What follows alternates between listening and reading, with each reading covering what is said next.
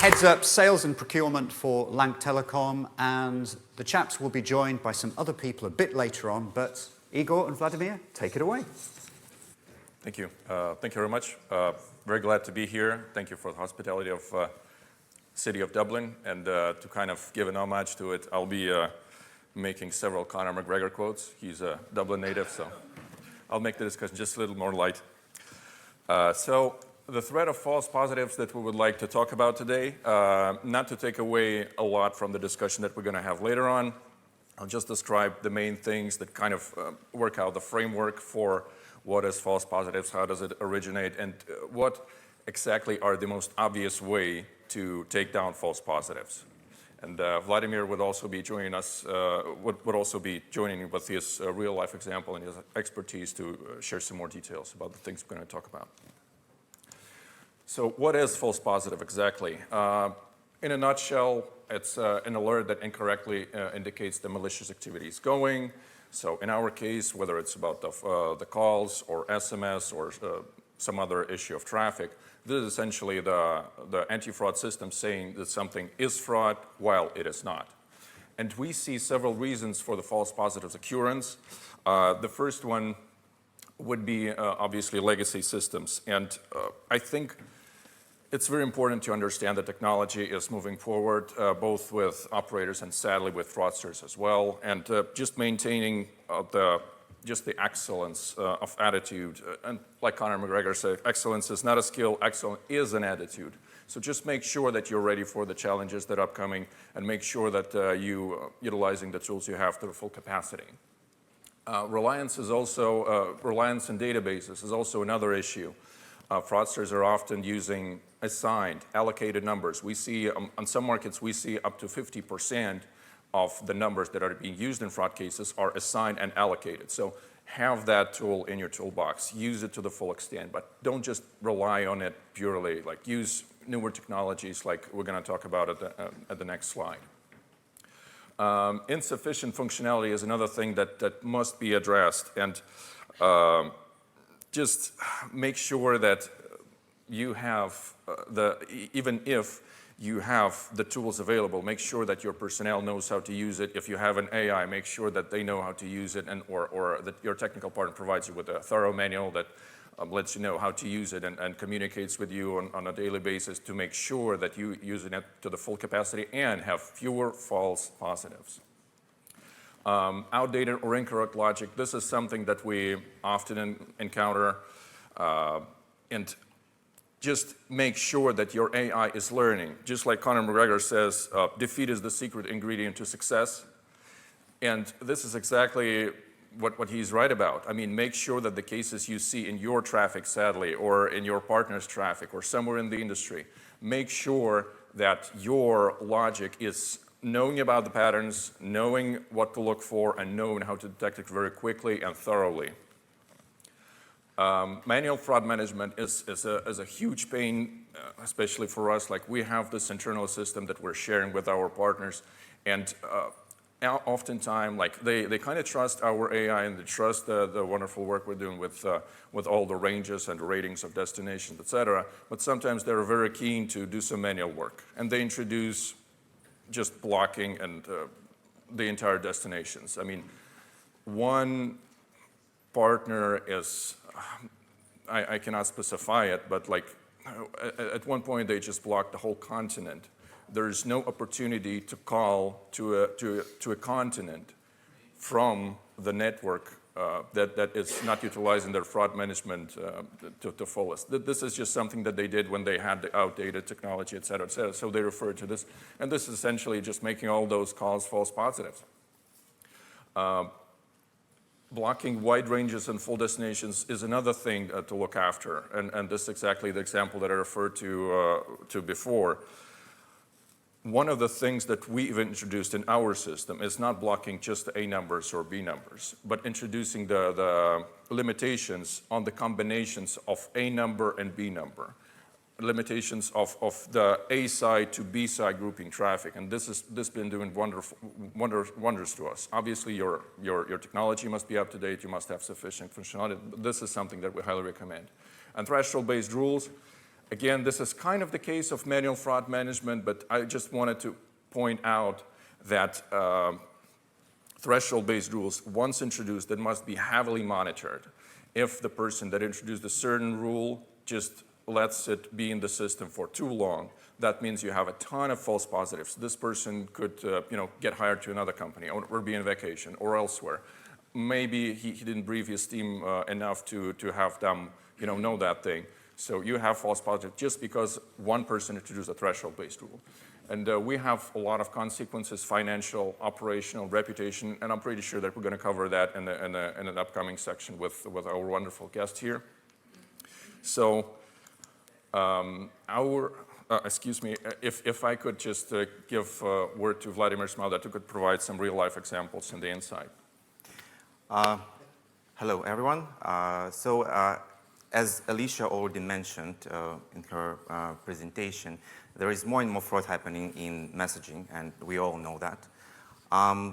MEF fraud framework lists 14 types of fraud, and we're going to add 15th type of fraud soon, which was first described within MEF by LANC, which is artificial generated traffic. Obviously, within the mobile ecosystem, there is a lot of players, starting from mobile operators to brands and enterprises, all sorts of aggregators, be it a simple aggregator or a gateway provider, CPaaS platforms, and of course consumers, don't forget about that. So all of those players, they want to get rid of fraud.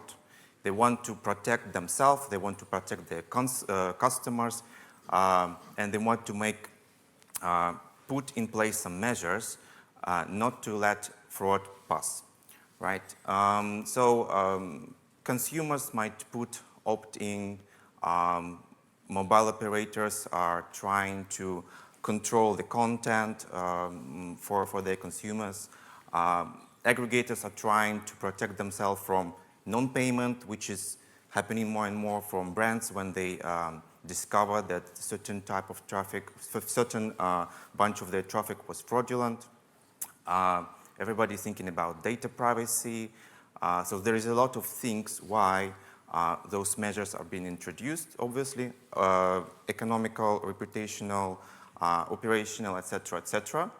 And this results in the very complex network of measures that have been introduced currently in various markets. So we start with very simple things like content filtering, right? Everybody knows that the prohibited content should not pass, should not reach the consumer.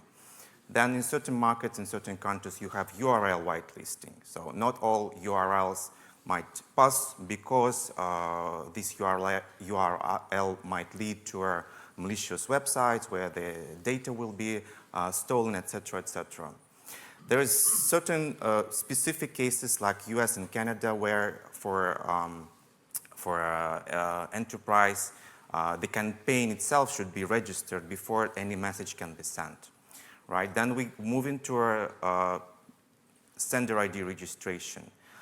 It could be a simple sender ID registration where operator will just require a sender itself, but then there could be much more complicated cases where operators will require you to provide a big list of documents, letter of authorization by enterprise in order for traffic to pass, and so on and so forth.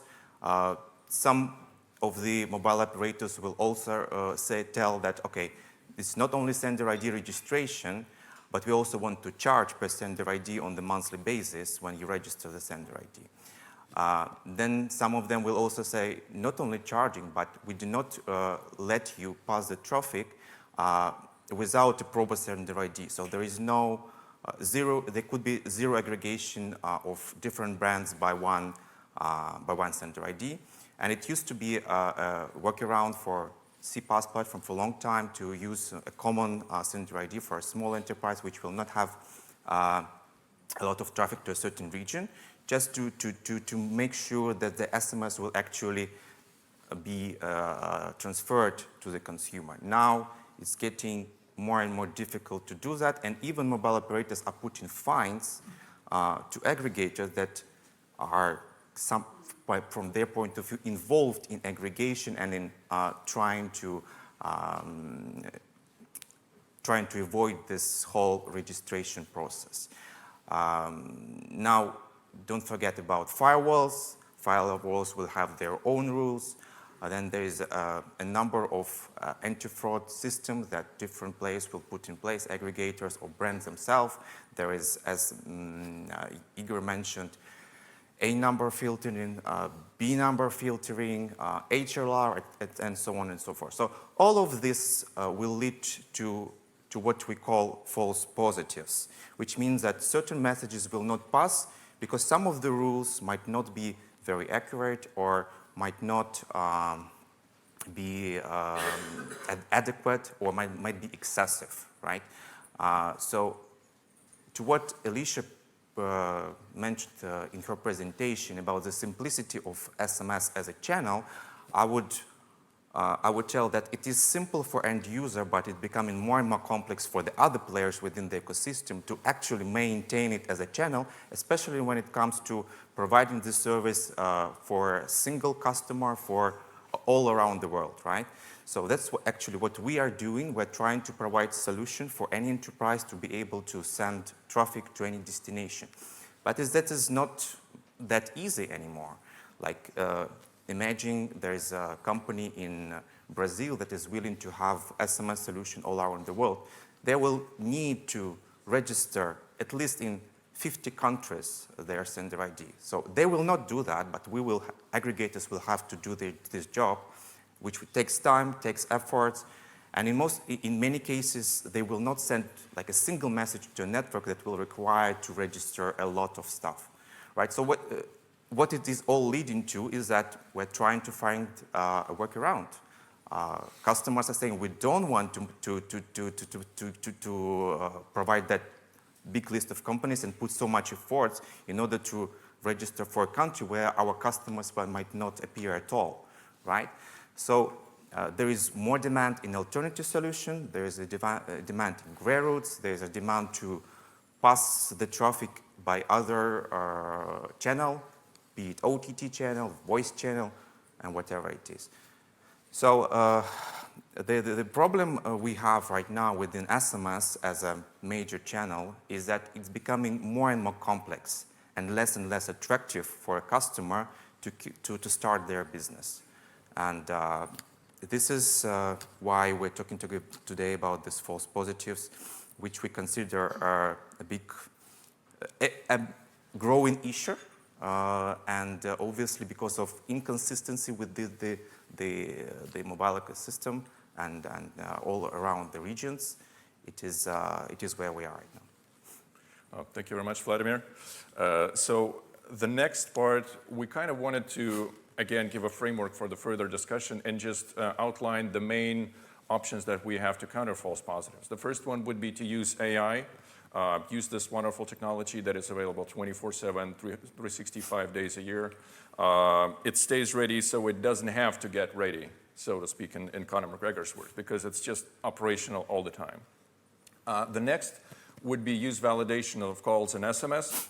And this is essentially just making sure that the originating spot and the terminating spot have the same data at the beginning point, at the ending point. Like Conor McGregor said, precision beats power and timing beats speed. And this is exactly the case with validation. It's as timely as possible and it's as precise as possible. And we have AB Handshake further on this very panel. They know a lot more about technology and they will tell you more. And obviously cooperate. Use platforms that exchange cases and information like Mobile Ecosystem Forum. This is a wonderful opportunity to share your knowledge and to learn a lot more than we know this morning. I'm pretty sure that I will know a lot more by tonight and next day. So create awareness with partners, clients, and regulators. Make sure that you spread your knowledge and make sure that all the market actually benefits from the data that you use, because it's going to make it a better business for everyone, not just operators, aggregators, but also for enterprises. And also improve your knowledge, your technology, your skills, and everything you do. So excellence is not a skill, excellence is an attitude. So thank you very much. And for the excessive use of Conor McGregor quotes, I'd like to apologize to absolutely nobody.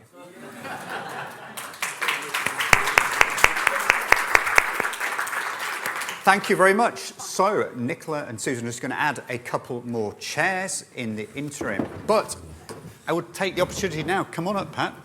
Don't be shy. Many of you will know this chap, Mr. Pat Flynn. If you could sit in the third chair, please. Sure, yeah. Go for it.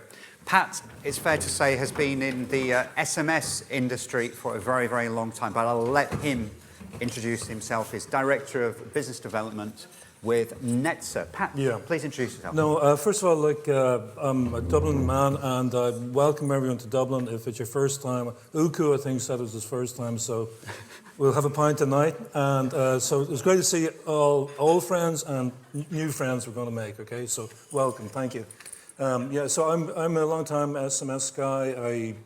I actually started in paging. I hate to say that now. And I remember when they first saw SMS, I remember thinking, damn, that's bad for the paging business. But I worked for Vodafone. I'm a co-founder of Open Mind Networks, who are a sponsor here. And I worked with some of my Anam friends. And I'm in digital identity now with Netzer. Fantastic. Alex. Fantastic person to have on the panel because you've seen these technologies evolve. I think what was interesting to say is you had paging, SMS came along, you went, uh-oh, paging is in trouble. But how many times have we said that about SMS when MMS came along, when RCS has come along, but SMS is still here, as we've heard from Alicia, and I'm sure we'll hear from Nick Lane, Mobile Square tomorrow as well. SMS still has a future. But the threat of the false positive is not just limited to SMS, it's limited to voice and other channels. And at this stage, I'd like to bring in our online participant, if all goes perfectly. It does. Dimitri, hi, good to see you. Hello, and good to see you indeed. Fantastic. I'm looking up at the screen, but actually I've got you down here as well. I'll look down here. So fantastic to have you. Could you just introduce yourself, your company, and what exactly you do? Yeah, sure. So my name is Dmitry Sumin. I'm head of products for AB Handshake. I've been in the company pretty much from the beginning. My previous areas, let's say, of interest include international roaming and SMS interworking, but now, of course, AB Handshake. And AB Handshake is a global provider of anti-fraud services.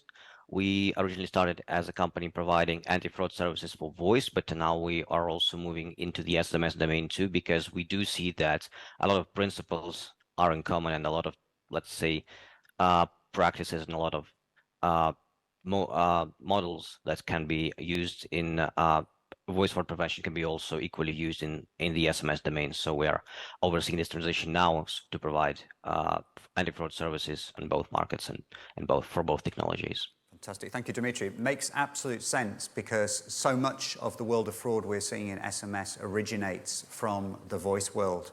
Many people around the world think, oh, SIM farms, it's all there. They're all there because of SMS. They're not. Voice got there first, and that's very, very important to remember. Voice has been around a very, very long time, and the voice market is far, far bigger than SMS. Dimitri, from your perspective, have you seen this issue of the false positive increase in the past year or two? Is it getting harder and harder to determine what is genuine and what is false? Yes, I think so. And I think there's two aspects to this problem. So first of all, of course, there's the aspect of increasing false positive due to the fact that, of course, fraudsters are also trying to do the best job possible. They are also thinking of new methods, of new techniques. They're also using technology. And so, of course, it's harder and harder to sometimes differentiate their activity to the, let's say, activity or traffic pattern, normal traffic. So actually, they're kindly masking their activity better and better. That, of course, leads to higher false positive ratios. The other thing I think I wanted to point out is maybe the rising significance of the false positive for the customers. Because, okay, so while for the operator that may be like, well, mere 1% or several percent of the detections, for the customers, for example, for business customers, each such false positive is a missed opportunity, is a blocked call, which may have led to kind of a potential business opportunity.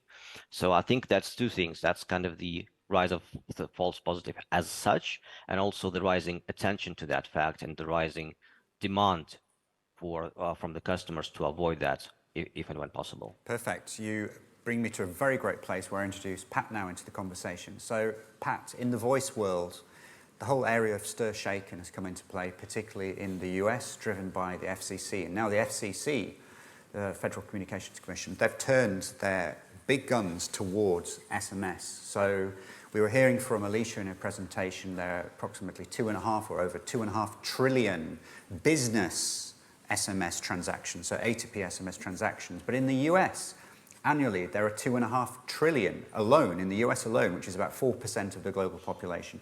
2.5 trillion SMS messages are sent in the US, so P2P, A2P, a mixture. And even if we just assume 1% of those are fraudulent or potentially dodgy in some way, shape, or form, that's 25 billion. That's a heck of a lot and a huge number.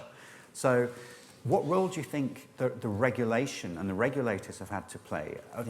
Are regulators stepping in with their big size 10 feet? Is that leading to more perhaps false positives and more nervous players in the industry?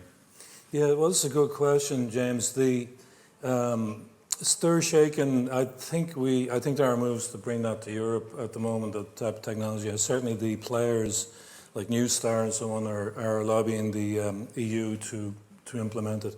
It isn't a solution, though. I won't pretend to be a deep expert on US telecoms market, but for example, the do not call list was pretty well circumvented and became a bit of a joke after a while. And this brings me to a point, I think, in general about technology solutions, is that they can always be circumvented. If you roll back for a second, if you analyze the problem this way, if there's good actors and bad actors who are sourcing messages, and if you think true positive, and think of it as a grid, quads, true positive and false positive and true positive, if you can block either a good actor or a bad actor with a true positive, that's fine. That's the job done, right? If a false positive blocks a bad actor, you don't care, right? That doesn't matter because they're scammers. So the issue really is that the increase in fraud in the industry is bringing in more technical solutions, which are really incredible. And I know you guys are, in particular, are bringing AI at a very high level. But there will still be some that are going to get through. It's just the nature of the world. So this is the false positive that we're talking about, and that only affects good actors, right? So it becomes a reputational issue for the likes of companies like yourselves who are trying to bring the best service to the industry, or anyone in the value chain, and there's a question also of a degree. Is it like a clear scam? Is it say a prohibited content in a particular regulatory regime, betting or something, or is it just maybe annoying? It's very hard to make that call, as you guys probably live every day, right? So really, at the end of the day, you can apply technical solutions.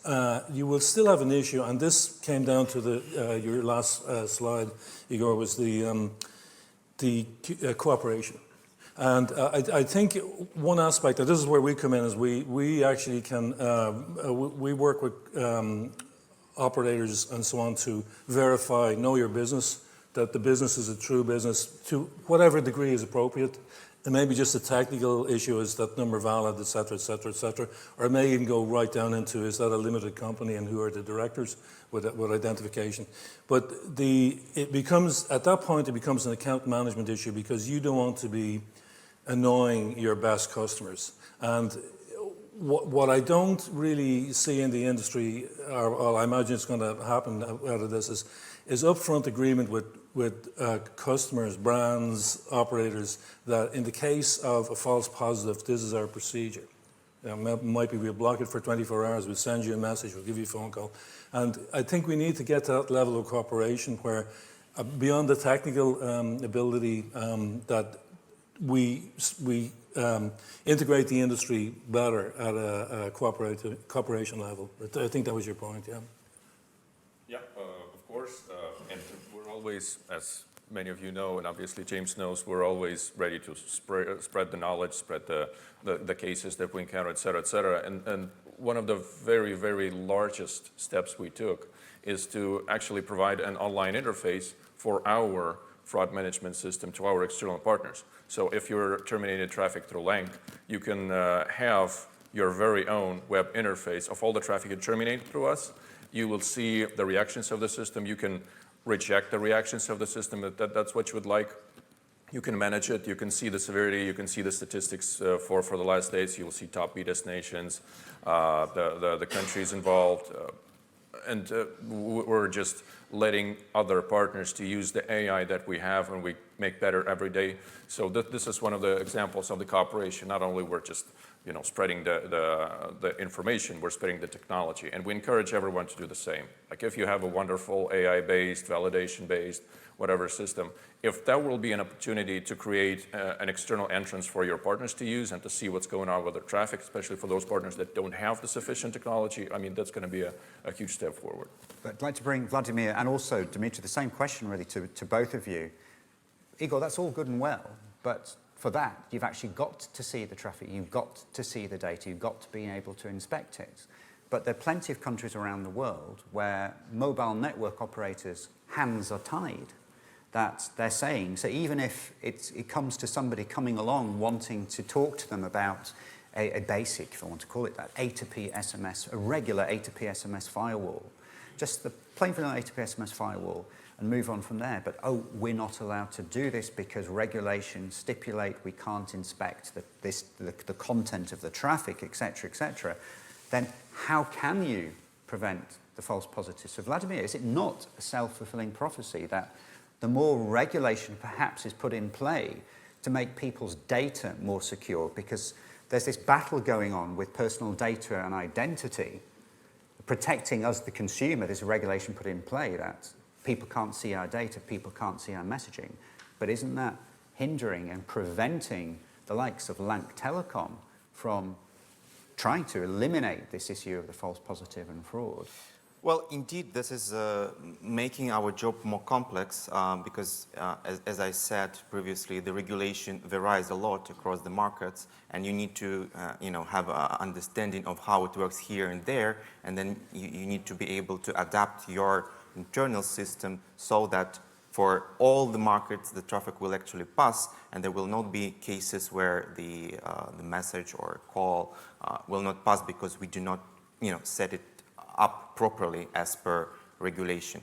Regulation is a good thing from my perspective, but it shouldn't be excessive. It should be, consistent, and otherwise, the more strict the measures are put in, the more complaints will come from enterprises that are not able to send their traffic to certain markets, as well as from the consumers that are not able to get the message, and they do not know why.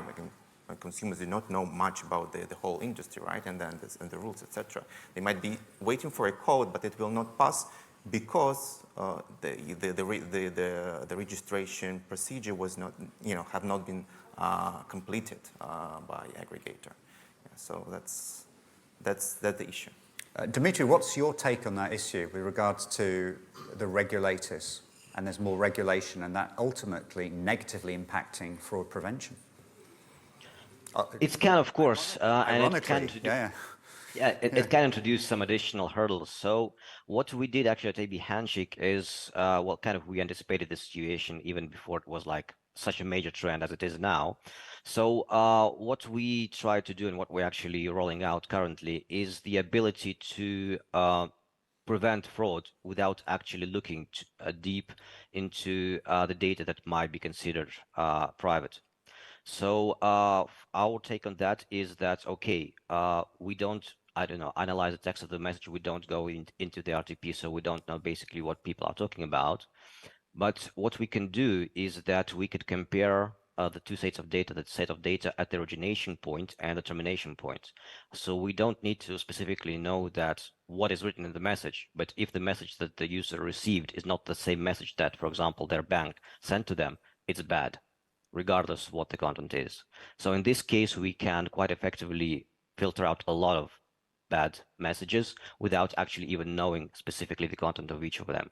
So there's also, of course, a way of kind of preventing a lot of fraudulent cases, even with the regulations in place. However, as mentioned several times today, they do require another higher level of cooperation and a step forward in cooperation between various players in the market, between various entities handling the traffic. I think in messaging, in many cases, it is almost impossible not to look into the content because the regulation actually prescribes you to have certain element within the message, like for example, opt-out. Yes. Right? In certain markets, every message should have the opt-out procedures. Like it should be a note on how to opt out from this message if the customer doesn't, customer doesn't want to receive it anymore. Right? It could be again a company from Brazil that has not aware of how it works in Australia. So we are here aggregators. We should be, doing our some stuff in order to for the message. We know that it is a legitimate message. There is no harm in it. We need somehow to differentiate it and also make it passing through to fulfill all their regulation that has been introduced within the country. Thank you very much. Pat, we have some mobile network operators in the room, no doubt quite a few mobile network operators watching as well. We in the business messaging industry, all of us in this room and many watching online, this is our industry, this is our business, it's worth tens of billions, it's a big sum of money. But compared to the total revenues of a mobile operator, business messaging is small change. If a mobile operator group is doing well, it's barely 2% of their total revenues. Now if we extrapolate that then to regulators with everything they're having to deal with, business messaging is surely going to be a really, really tiny part of what they're dealing with. So how do we as an industry, all the people in this room, we as an organization, go about educating essentially the regulators? Because ultimately, isn't that what we've got to do? How do we do that? How do we approach that? You didn't have an easier question, did you? No, I didn't. Okay. There we go. Yeah. Yeah, well, this is it, isn't it? It's like, as you and I have heard from, numerous players in the industry, operators are, and I don't know why, raising SMS prices, thereby killing it, making it much more difficult, and both for the industry here. But while it might be a small industry, it's still a, $60 billion opportunity, maybe 20 billion in the infrastructure and content space. But that's nothing to be sneezed at.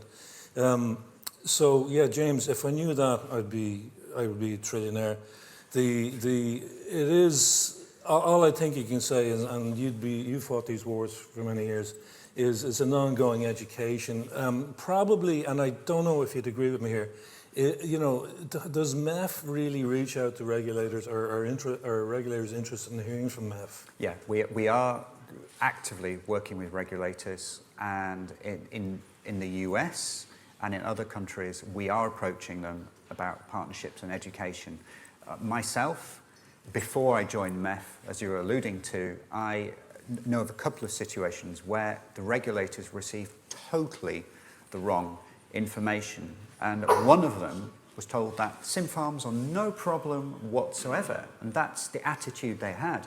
And trying to overcome that, it was a mobile network operator, was trying to tell the regulator in their home country that SIM farms aren't always a positive force, shall we say, but they weren't listening to the operator. So I was brought in to say exactly the same message, but because it was someone neutral and different. And I think this is where MEF comes in, because all you members here collectively, this is a neutral platform for you to speak on. And I think that gives all of us here in this room and online a bit of an edge in those conversations, because we are coming from a neutral place. Whereas if any one of us were to do that, we might not listen. So it has to be collaboration. I know it's something old, it's something really an easy throwaway collaboration, but we have to do that. We have to use this neutrality. Yeah, I think MEF does both its culture and its environment does foster communication and cooperation as much as competitors can cooperate, and it does have credibility, I think, with regulators as a body in its own right. I really think, what can you say except that it's just going to be a long, hard slog, James, I think. Dimitri, with yourself, do you have conversations at all? Do you end up having conversations with the regulators or via mobile operators, ending up with the regulators? And how do you tackle this education issue directly yourself?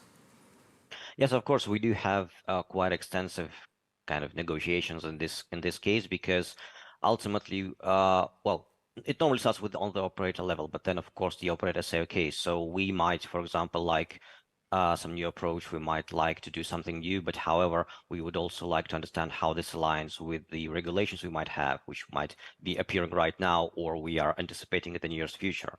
So maybe please go talk to the regulators. Also, regulators are now, I think, well, a lot of them actually are interested in also getting this knowledge. So they understand that it's something's happening worldwide. A lot of regulators are kind of taking some measures. The measures seem quite different in different countries, and it's always so the regulators trying to understand what might be the better approach, what might work better in their country with the set of problems they do have. So they are more and more interested in, first of all, understanding the problem. So what's this and that type of fraud? How does it work? Who is affected to which extent? And then, of course, they're also interested in understanding the different options to tackle that, and ultimately, well, deciding what to apply in a certain country, what to kind of recommend or enforce, depending on the position that the regulator has. All roads lead ultimately back to verification. We've got a very active personal data and identity working group in MEF. And at the end of the day, there's been so much talk within working groups and in conversations like this. Ultimately, it would make life so much easier if there was one arbiter, one judge of who you as an individual are, who you as a company organization are. But that reality, thankfully, possibly in so many ways, is a long way off now. Believe it or not, but we're getting close to the end of this session. So has anybody here in the audience got any questions at all? We have one at the back of the room. Could you introduce yourself, please, and your company? It's on, I heard that. James, hi, it's Paul Eccles from Aegis. So I just want to pick up on a point that you mentioned there. You were asking about, you were asking there about the regulators and also about educating the regulators. I think there's two sides to that, because obviously, as you know, I used to work closely with the regulators. Now, in some countries, in some regions, like Singapore or the UAE, you've got very proactive regulators who work closely with the service provider community. Whereas historically, for instance, in the UK, Ofcom, as an example, stuck their head in the sands. And, I remember at one meeting where, having raised the question about messaging, the response was, that's the Wild West, we're not interested. The only time that they've changed their rhetoric is of the last 18 months, driven by the government. Now, the other side is kind of picking up upon the educating the regulators. It's also educating some of the MNOs. So as an example, if you look at the fraud and security departments of some of the MNOs, in Central Europe, I can tell you right now, there has been a brilliant solution that's been developed by one team, which is in a phased approach, which actually is looking to utilize the regulation that they have against them from the perspective of not being able to see the content of the message, but actually using it in a positive manner and utilizing behavioral analysis as well as part of a process. Some of their competitors don't want to touch it. They're not interested. There isn't the appetite. So in a way, there's also still an education process about the behaviors within some of the MNOs towards fraud and security. And it's something, obviously, as you know, I've been working on for a long, long time. You look at the US as an example, and to the point about using regulation that exists and not having to look at the data, there are ways and means of doing it. Yeah, thank you, Paul. Igor. I think just to add to the angle of having regulators involved and having them educated, et cetera, I think that, common knowledge is bringing government in any situation, in any problem. You're basically bringing the wolf by its ears. So they sometimes would act like a high school jock, and you don't want a player that has this attitude available. So sometimes there's just a way to take care of the problem, or at least approach it way before the government turns its focus on it. And I think the brilliant example is exactly the validation that the Handshake Corporation does. You don't need government to have validation available. And it's actually a corporation-based model. Like you cannot be validating calls on your own like you would with AI, for example. You install the AI-based system, it works for you, and you reap the benefits. With validation, it's not as easy. Validations, you must have both points, originate and terminator points, using the validation, and it's a wonderful way not to have problems dealing with government, because once the government is, the situation with StirShaken is oftentimes that you used to have just the problem with robocalls. Now you have two problems. Robocalls are still there, and you have to obey the government's requirements, otherwise you pay a hefty fine. So perhaps one of the things that we must do when we cooperate is look for better ways in cooperation and technology that will not need government interference. Pat, closing remark from yourself. Yeah, I just found that really interesting. Can I ask a question? Please. Do you like your first competitor, right? And there's people in the room you compete with. I mean, how much would you be comfortable competing with them in the sense of divulging identified scammers or something like that? Would you have an issue with that? You mean made it public knowledge? Well, not public, but to other Internal knowledge? And like the insurance industry has a Yeah, database. You can't publish it publicly. You I think one of the angles that we encountered with a certain association was where if you are accepting a new member, there will be an internal vote. And I saw it firsthand when an operator, an MNO, was denied being a part of an association due to anonymous vote results. So that would be one of the things, at least that would be kind of like you're focusing on the problem. I'm not saying this is the solution, but maybe. it could be a working group that's self-selected, shall we say? Maybe. Yeah, okay, fair enough. Well, our time has come to an end today. We're going to have a 15-minute break very soon. Oh, we've got one more question. Go on, one more question. Can you introduce yourself, please? Yeah, Carlos De Silva from PCW Global. To follow up on that question, the MEF Code of Conduct already has a mechanism to raise, if somebody is doing fraud, to go to the committee and say, this company is not doing something right and is hurting the industry as a whole. So the question is, that's been available for the last 4 years or so. How many companies have come and disclose that there is some other companies not doing The answer is 0. So we've got 200 MEF members. Out of those, two-thirds, so 120, 130 are part of the Future of Messaging program. And only of those 130 or so, only about between 45 and 50, I think it's about 48 now is the real figure, have actually signed that code of conduct. So there are some members of MEF who, from the legal perspective, find it exceedingly difficult to be able to sign up to it. There are other members of MEF who have not signed up to it. But this is exactly what I mean. MEF is neutral. So it's up to the companies at hand whether they do or don't. Now, you're right, Carlos. We have that mechanism with a neutral party of referees, shall we say, judges there to validate is something suboptimal? Are they a bad actor? Yes or no? But no one has stepped forward. Many of us here might surmise why that reason might be. But I think we've got to be very, very objective about things. The companies in this room vary in size absolutely greatly. Some companies in this room handle 1 billion plus transactions every single day, or billions of transactions. I'm talking SMS every single day. Others probably just do several million a month. It's a very, very different ball game. So no one has stepped forward. It's available, you are right, but that question should be posed to the members ultimately. I think that it might be that it would be a good idea for MEF to talk more about this topic openly, maybe within the events as well, just to describe in simple words how it works. Because I think that what's happening now is that maybe some players seeing this happening, but they don't want to be the first because they do not know what will be the after effect, right? So maybe some good examples, simple examples, or mitigation of the whole process would help. I think it's definitely the code of conduct is there. It's about the spirit of things. It's not if someone has got a single user issue. If we had more time, I would bring Jason Lunn from Cisco IMI Mobile up, because one of the people who actively put the code of conduct together several years ago. So we will talk about it, I'm sure, in other sessions today. But it's time for you to have a break. So if we can just get a picture. Dimitri, stay on. So if we can have a picture, chaps, if you could stand up. Sure. Thank you very much.